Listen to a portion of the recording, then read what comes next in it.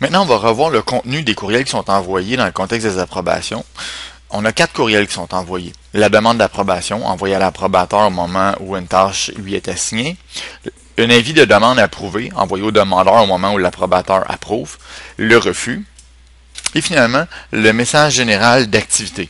Celui-là, c'est le message qui est déjà utilisé dans plusieurs contextes dans Octopus, c'est-à-dire quand un intervenant ajoute une activité dans un incident et qu'il l'envoie par courriel, le format du message qui est utilisé, ça va être le même que lorsque l'approbateur va envoyer une question au demandeur ou que lorsque le demandeur va envoyer une réponse à l'approbateur. Donc, dans tous ces cas-là, c'est le message général d'activité. Donc, on va voir les 4 formats de message et on va voir comment les personnaliser.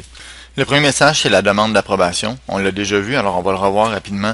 On a le sujet du courriel qui indique qu'il y a une demande d'approbation à faire avec le détail de la demande. Ensuite, on a la description de la tâche d'approbation, le moyen pour répondre et finalement le détail de la demande.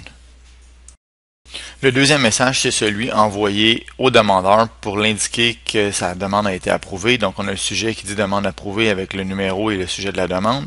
Et un peu plus bas dans le texte, on a le commentaire de l'approbateur lorsqu'applicable. Il y a un lien en bas qui permet à l'utilisateur de se rendre au portail web pour voir le détail de la demande. Voici le message qui est envoyé si la demande est refusée.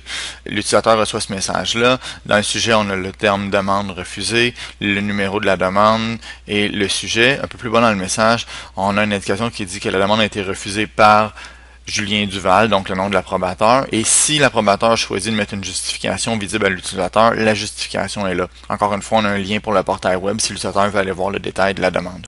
Finalement, on a le message général envoyé quand une activité est ajoutée dans une requête. Le sujet indique communication, le numéro de la requête, le sujet de la requête. Plus bas dans le texte, on voit qui a ajouté une activité et on voit le détail de l'activité.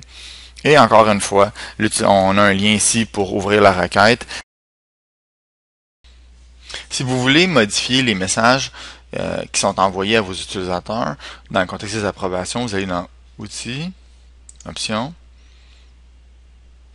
Et on s'en va dans la zone des activités. Il y a 4 éléments qui nous intéressent ici. C'est-à-dire le message associé à l'envoi des activités en général, donc la 4e option qu'on a vue. Et les 3 autres options, demande d'approbation, demande approuvée, demande refusée. Donc, si vous voulez modifier le texte de ces 3-là, vous avez qu'à utiliser éditer le message.